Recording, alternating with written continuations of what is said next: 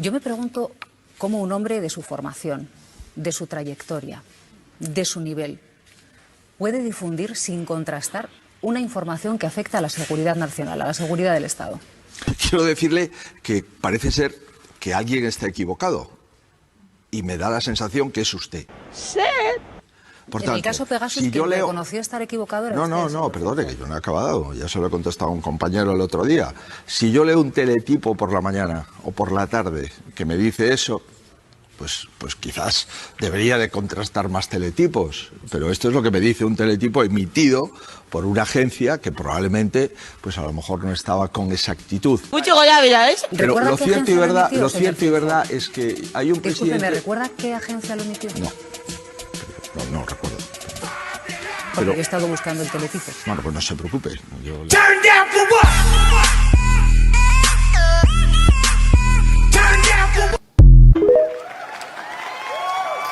Mila ikustalditik gora ditu honezkero, kolpez kolperen TikTok kanalean bideo esanguratsu honek. Eta iruzkinak etenik ez dute, guztiek diote, nolabait esatearren, Silvia Intxorrondo kazetariak lan ezin hobea egin duela, baina baten batek aipatu du, Maider Galardi, akaso kazetaritza lana krisian dagoela, gaizki ohituta dagoela Espainiar gizartea, Ana Rosa Quintana bezalako fenomenoetara, eta ez kazetari profesionalen lanera, kasu honetan gainera oso ageriko geratu den neurrian.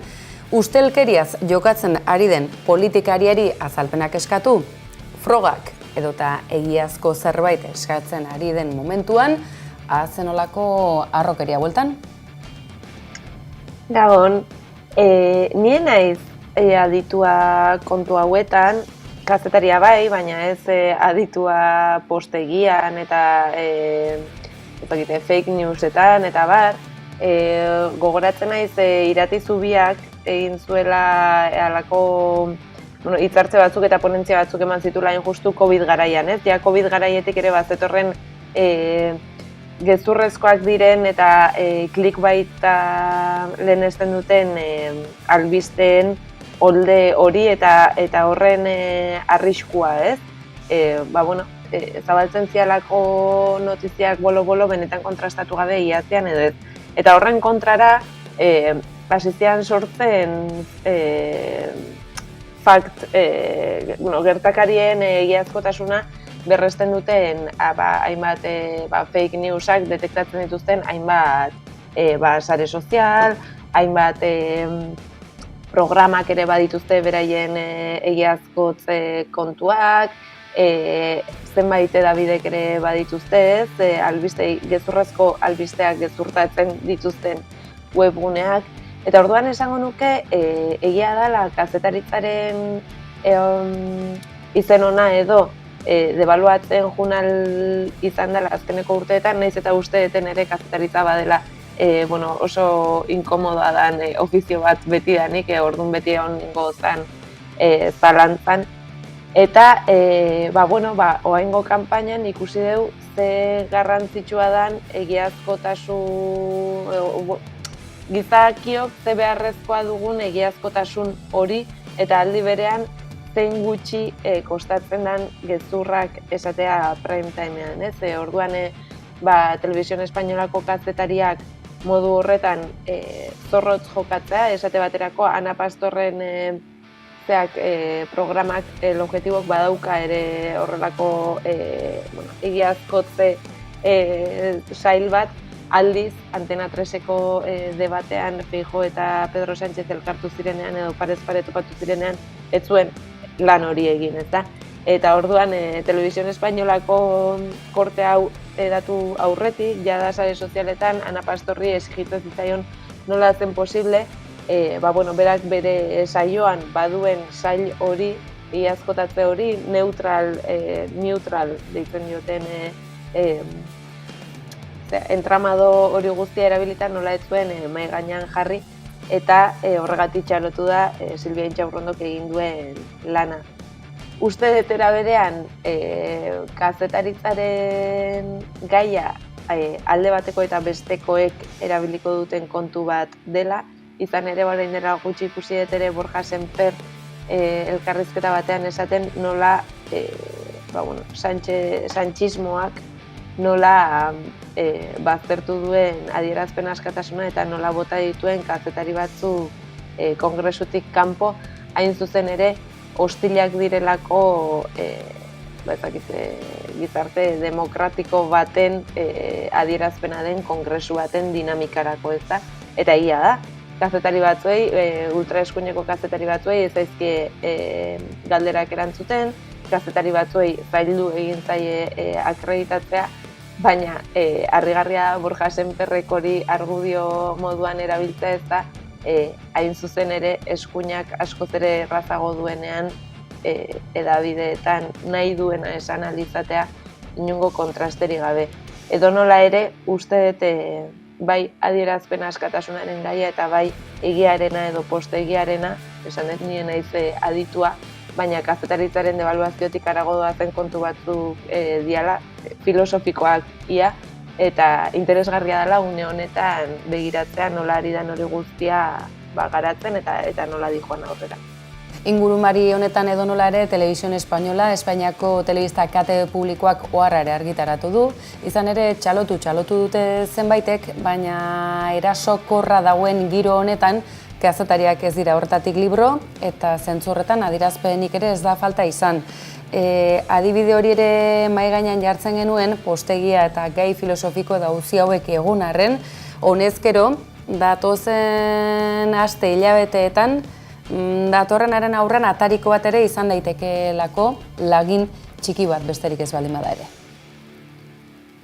Guk Euskal Herrian oso ondo dakigu zer den benetan urratzea adierazpen askatasuna ez da, badakigu zer den irrati bat eta periodiko bat elkarrekin ixtea, badakigu euskerazko periodiko bat ixtea zer den, badakigu sare sozialak orain dela gutxi sareetan zebilen edabide bat ixtea zer den, badakigu ikerketa kazetaritza egiten duten aldizkariak ixtea zer den, esan nahi dut hemen, eta inkluso badakigu tuitlari batzuk, Euskal Herriko tuitlari batzuk zentsuratzea eta kartzelaratzea zer den tuit batzuengatik ez da.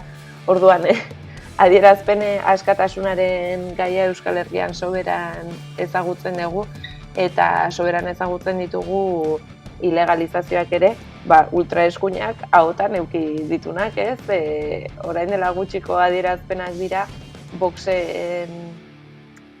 Voxen ingurutik eratorriak, EAJ, EAJ ez, baina Bildu erabat ilegalizatu behar dela, ez? Eta ez esaten nik,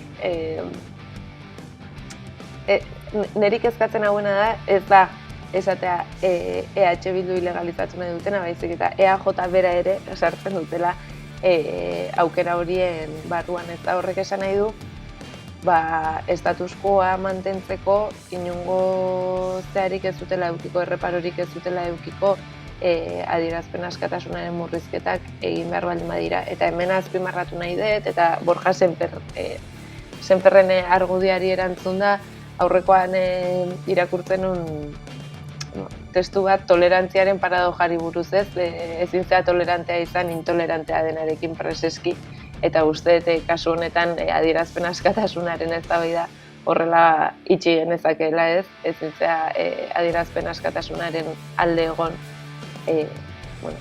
oinarrizko giza eskubide batzuk urratzen dituenaren kontra.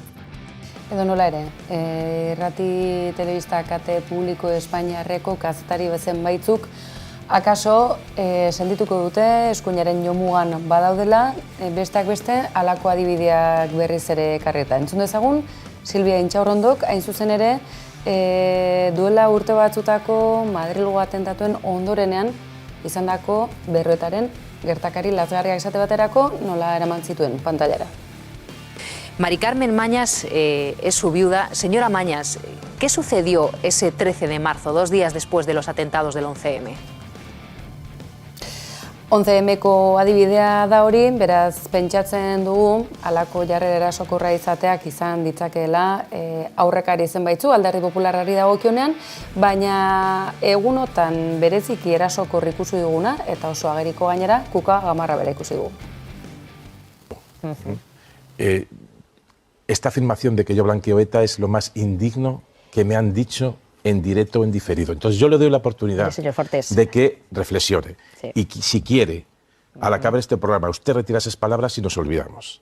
Usted mantiene que yo blanqueo a ETA, ¿es así de claro? Mire, a lo mejor me he excedido en esa afirmación, porque lo que yo quería decir, y se lo digo con toda tranquilidad, es que cuando usted hacía esa reflexión en la que quería comparar lo que está haciendo Pedro Sánchez pactando con Bildu, pues con otros gobiernos del Partido Popular, quiere usted igualar esa acción y esa relación entre Bildu y el gobierno y la relación que tuvo el Partido Popular con otros partidos pues, de los que hoy ha surgido Bildu.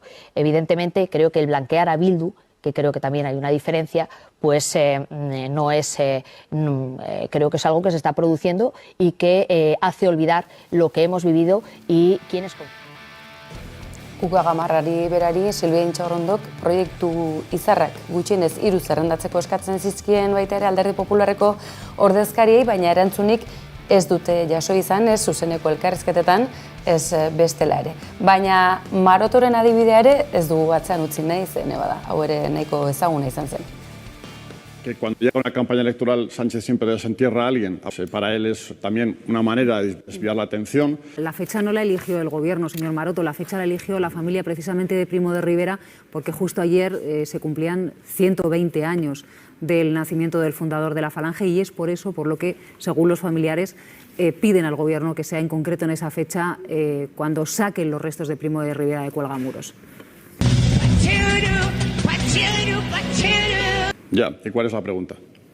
No, como usted decía que el gobierno había elegido esta fecha por una cuestión electoral, simplemente que ha sido la familia la que ha dicho que lo ha hecho coincidiendo con los 120 años del nacimiento del fundador de la Falange. Kanpaina honetan ez gara espertuko, Maider, eta uzten badidazu, azken orduotan bolo-bolo badabilen beste korte bat ere berreskuratuko dugu, izan ere Euskal Herrian bakarrik ez, Katalunian ere hauteskunde kanpaina hau pil-pilan dago, eta Rufián jauna bereziki bihurri antzeman dugu bart gauean. Y tenemos que adelgazar el gasto improductivo, insisto, sobre todo de toda la industria política. Y tenemos que rebajar la confiscación Tengo una idea, fiscal Casa Real. en este momento. Casa la Real. confiscación fiscal Casa Real. existe. ¿La Casa Real? Hay que Por ejemplo. el gasto improductivo. Los partidos Casa políticos. Real. Los partidos políticos, por ejemplo. Bueno, pues ya está, marxem cap a casa, Casa Real, que no la vota el ningú. El gasto de los partidos políticos. Se me acaba de acudir. Por ejemplo, mire,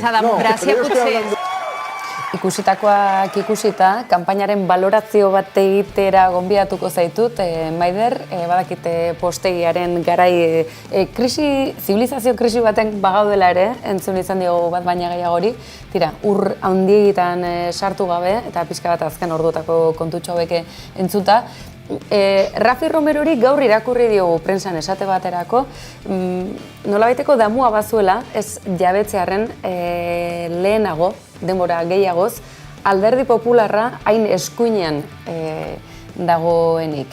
Akaso bat baina gehiagok ez du pentsatu, benetan regimen zaharraren lekuko bizi badirela, eta Vox bezalako fenomeno bat egonda ere, Alderdi Popularrak ordezkatzen duen eskuine Espainiar konservadore hori ez dela benetan aldatu?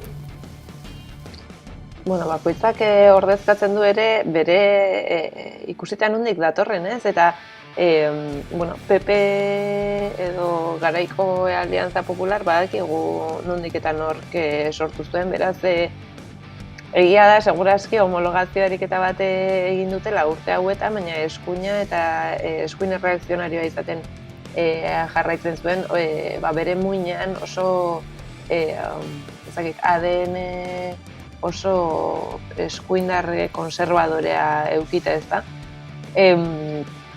Egia da, frankistak egun batetik bestera ez diala desagertzen eta existituko ziala Espainian, existituko zian bezala latifundista handiak, existituko zian bezala kazikeak, existituko dian bezala oraindik gizarte egitura batzu irauten dutenak mendeak pasala eta familien oinordekoetan pasa denak, eta horrela ulertu daiteke ere, PP homologatzen jun ala izaera edo ADN frankista hori, ez, mantendu izana orain Voxen goraldiarekin. Horregatik harrigarria da, baina ez hainbeste. Era berean, egia da kanpaina honek emandula aukera ikusteko, bueno, segurazki joko asko daude ez, baina Euskal Herritik begiratuta bi plano bai berezi ditzakegu ez da. Hemen jokatzen ari dan gerra segurazki ere datorren maiatzeko legebiltzarreko hauteskundei begira eta ikusita maiatzeko udal eta foru hauteskundetan zer gertatu den, eta beste bat Espainiari begira zentzu horretan, ez dakit EAJ inoiz baino abertzaleago sentitu dut kanpaina honetan, naiz eta egia den Madrilera beti jo duela Euskadirentzako onena denaren inpresioarekin. Gero PPek Josbote Txapote Madrilen esatezun bitartean, Bea Fanjulek hemen Bizkaiko hautagaiak esaten zuen ez lukela hori ez da alderdi batek hala esan behar. Aldi berean, elkartu dira askotariko indarkeriaren biktima pila bat toki diferentetakoak eskatuz alderdi politikoei ez erabiltzeko haiek edo ez erabiltzeko haien senidei gertatu zaiena joko zelaian beste arma bat izango balitz bezala. Eta dirudi horrek Madrilen edo Madriletik bera edo Madrile esaten dudanean Espainia esaten dut ez duela inbeste inporta eskaera horrek eta bai hemen ez da.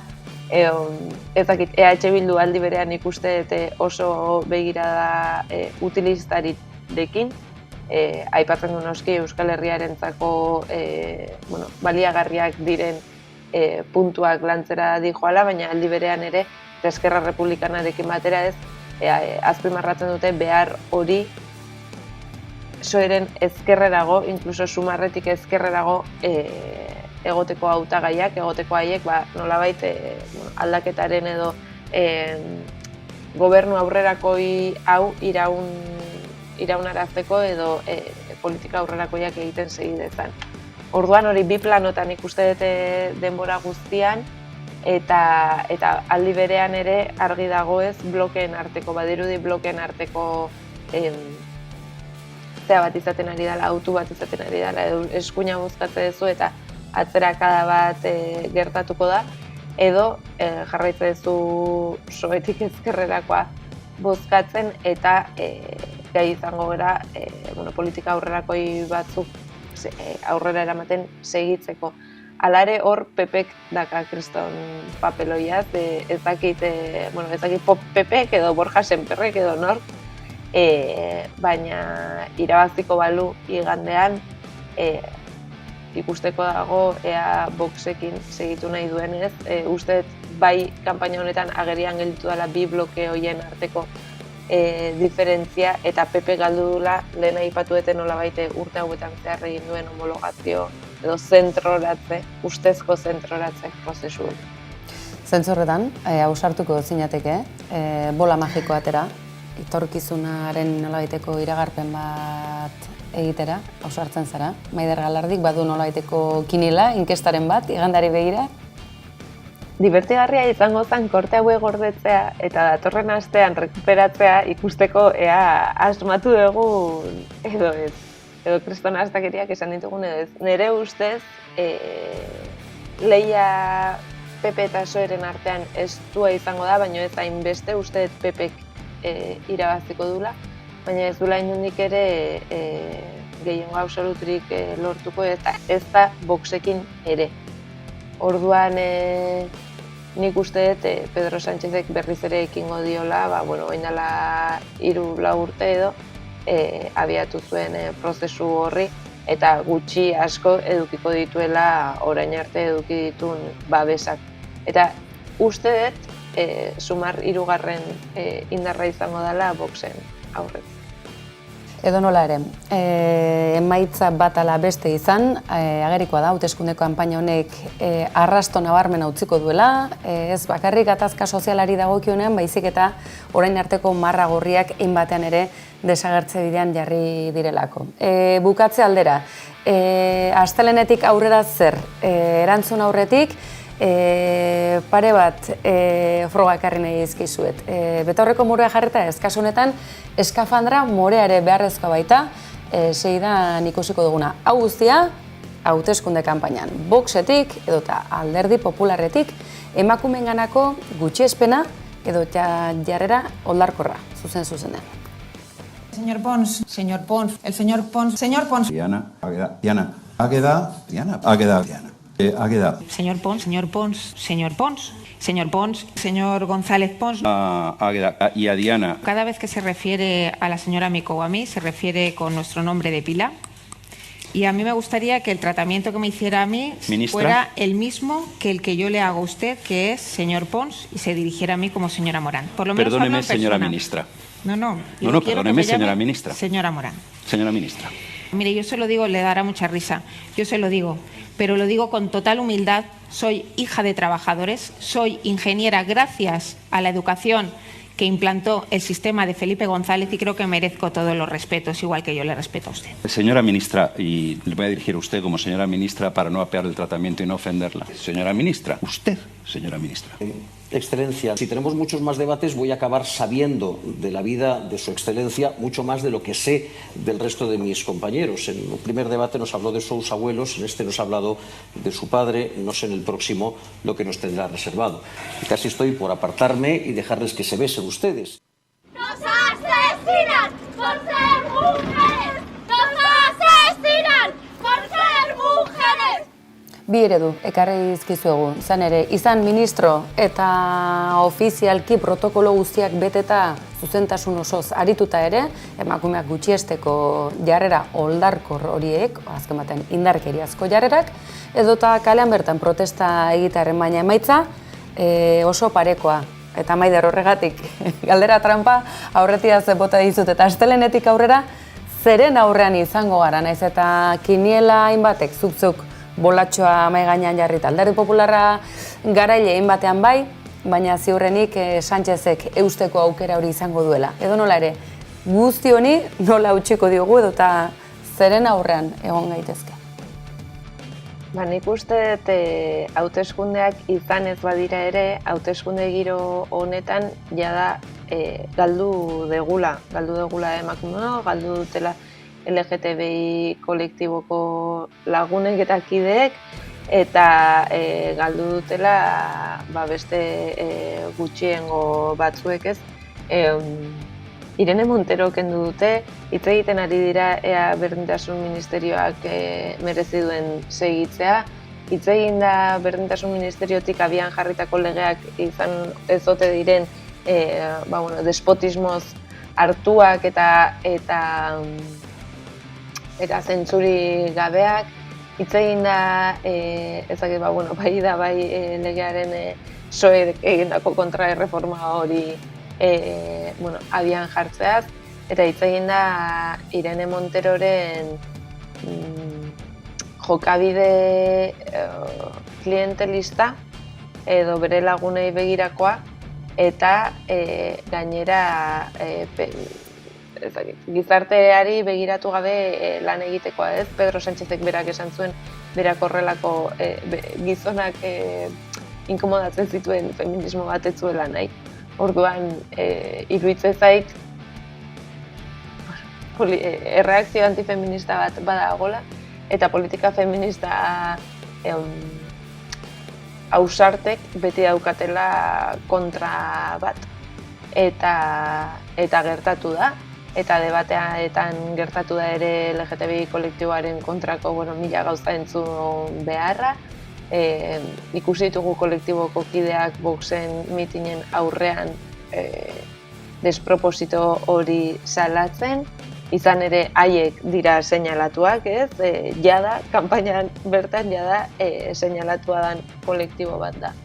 Orduan, iruditzen zaite astelenetik aurrera zer, guk kalean egoteak ekarri ditula ondorio batzuk eta inoiz baino argiago dagola kalean egoten segitu behar degula, aldarrikatzen segitu behar degula, existitzen segitu behar degula, eta zaila jarriko digute.